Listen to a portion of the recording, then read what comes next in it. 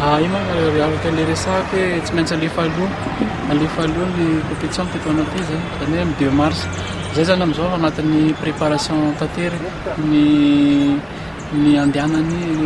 compétition to Analamanga fa zany hoe araka ny eritreretinay zany dia miaraka miainga ny régional rehetrarehetra efa anatin'ny préparation tanteraka zay ary amin'ity taona ty zany misy discipline maromaro discipline enina eo nampina zany anatin'le satria misy ny ampidirana amin'ny pilote misy ny course VTT maromaro zany ny discipline mihitra anatin'ity taona ty io manko ny arakaraka le discipline fa zany hoe ny amin'ity ohatrany ka amin'ny football zao jerena terrain tsaratsara kokoa zany par rapport amin'ny taloha zany hoe ezahana omena qualité tsara zany ny mpandray anjara amin'ity taona ty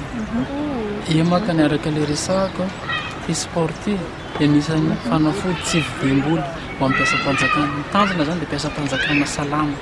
mba ahafahana miditra amin'ny fampandrosoana nino zany resahana eto raha tsy salama mpiasam-panjakana tsy mandeha le fampandrosoana zay zany tanjonay resaka anazy mikasika ny mpiasam-panjakana matontolo zay ny fiarahanay miasa amin'ny tompona andraikitra ahafahana misy base de données zay apetraky ny AGF raha miasa amin'ny tompona andraikitra zany ahafahana mijery hoe iza ny mpiasa iza ny tsy mpiasa ary mbola toizany any toetona ty satria tsy azo ekena zany satria manimba zavatra marobe fidirany mercenaire sy le resaka matontolo afapo zay tamin'ny 2018 satria raha nieritreretinay vao nanomboka zay 6 mois reny na afaka namorana ny 12 000 fonctionnaire reny zay mbola tsy nisy teto amin'ny tany sy fanjakana compétition ohatran'iny fa ary amin'ity taona ty zay mieritreritra hatratra hoe 16 000 fonctionnaire ny tanjona